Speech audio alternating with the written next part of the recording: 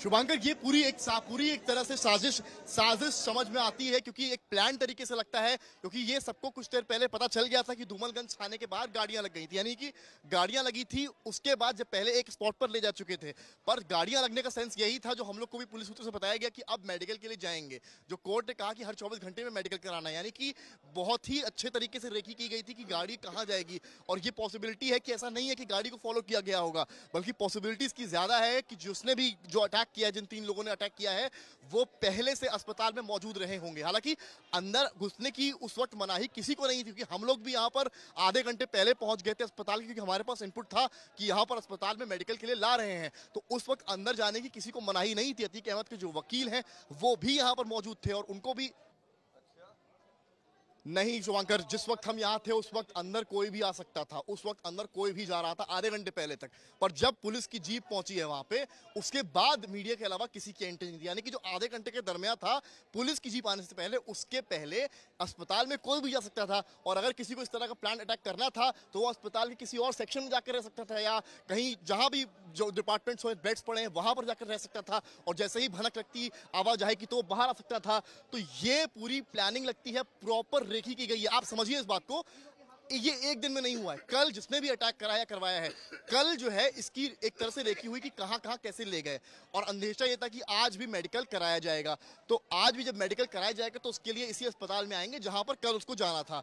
ऐसे में प्रॉपर रेखी करी गई कि यहां पर ही अटैक करा जाए, क्योंकि यहां पर जब पुलिस अंदर ला रही है तो कितने पुलिसकर्मी हैं, आप अगर विजुअल देखें जो आज तक के पास है, कुल मिलाकर 8 से 9 पुलिसकर्मी हैं।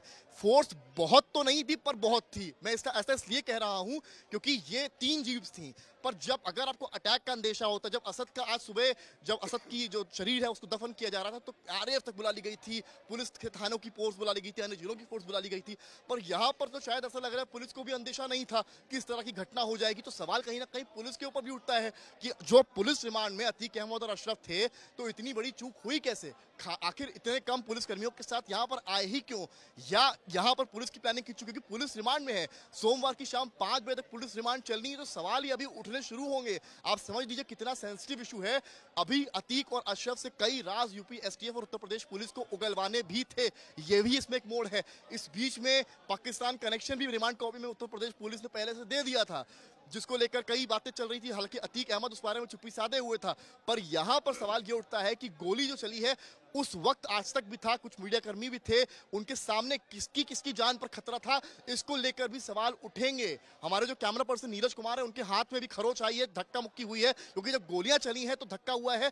और हम लोग खुद भागे हैं, जो मेरे शूज हैं मेरे वो भी टूट गए भागने पीछे। जब एकदम से गोली चली है तो हम सब पीछे हटे और उस वक्त घटना हुई, सब चौंक गए। कुछ लोग अन्य डिपार्टमेंट्स में जाकर छुप गए, भाग गए, उनको लगा कि शायद ये गोली की तड़तड़ाहट लगातार चलेगी। और कई सारे हैं शूटर्स जो यहाँ पर मौजूद है, तो कई लोग जान बचाने के लिए वहां तक गए। पर आज तक ग्राउंड पर मौजूद रहा, आपको एक तस्वीर दिखाने के लिए, जहां पर क्योंकि उस वक्त जिन 3 ने गोली चलाई, पुलिस ने उसी समय, जैसे विजुअल्स में आप देख पा रहे होंगे, उसी समय तीनों को धर दबोचा। और यहाँ जो विजुअल्स में आपको दिखाऊं, कैमरा में नीरज दिखाएंगे आपको, अब पूरी तरीके से यहाँ पूरी की पुलिस फोर्स आ गई है। और शायद ये पहली या दूसरी दफा हुआ होगा यूपी में कि एक अस्पताल एक पूरे क्राइम सीन में तब्दील हो चुका है, जहां एक कैमरा नजर पड़ा आता है, एक बोतल पड़ी नजर आती है, कुछ बुलेट्स पड़ी नजर आती हैं, 3 पिस्टल्स पड़ी नजर आती हैं। और यहीं पर सनसनीखेज तरीके से अतीक अहमद और अशरफ को मारा जाता है। और उसी वक्त तीनों ने सरेंडर किया है, यानी कि जिन्होंने भी ये कार्य किया है पूरी प्लानिंग से किया है, या ये भी कहा जा सकता है कि उनसे कार्य कराया गया है। कौन इसके पीछे है इसकी जरूर पड़ताल होगी, पर उच्च अधिकारियों ने इतना जरूर आज तक को कंफर्म किया है, मान सिंह नामक सिपाही प्रयागराज पुलिस के हैं, वो इसमें घायल हुए, उनके हाथ में गोली लगी है। फिलहाल अन्य कैसे ये घटना हुई है, क्या कमी रही पुलिस के एंड से, उस पूरे मामला पर जो यूपी पुलिस के वरिष्ठ अधिकारी हैं अभी तक चुप्पी साधे हुए हैं। और आप तस्वीरों के जरिए एक बार फिर से देखिए, यहाँ पर जो फोर्स है, वहां ये जो डिपार्टमेंट दिखा रहा हूं, आकस्मिक चिकित्सा विभाग, इसी के अंदर बॉडी गई है। कैमरा में नीरज एक विंडो, ये जो खिड़की है, इसके जरिए आपको कैमरे से अंदर की तस्वीरें दिखाएंगे। आप देखिए अंदर पूरी की पूरी पुलिस फोर्स, वरिष्ठ अधिकारी हैं। सामने जो अधिकारी आपको बीच में नजर आ रहे हैं वही अधिकारी हैं जो इस पूरे चीज को लीड कर रहे थे। यानी यही इन्हीं के अंतर्गत जो है पूरी तरीके से ये बॉडी यहाँ अतीक अहमद और अशरफ को यहाँ पर लाया गया था। और इन्हीं के सामने ये पूरी गोली चली और आज तक ने इनसे भी उसी वक्त सवाल किए तो इन्होंने सवालों पर चुप्पी साधी रहे और इन्होंने केवल इतना कहा कि हमारा भी एक सिपाही घायल हुआ है।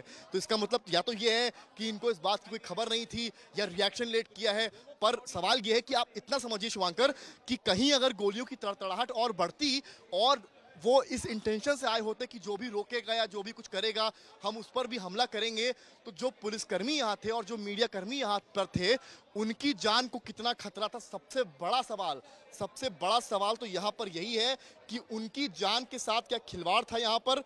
ये एक बड़ी समस्या, बड़ी खबर की तरह सामने आ रहा है, क्योंकि पुलिस को शायद इस बात का अंदेशा नहीं था।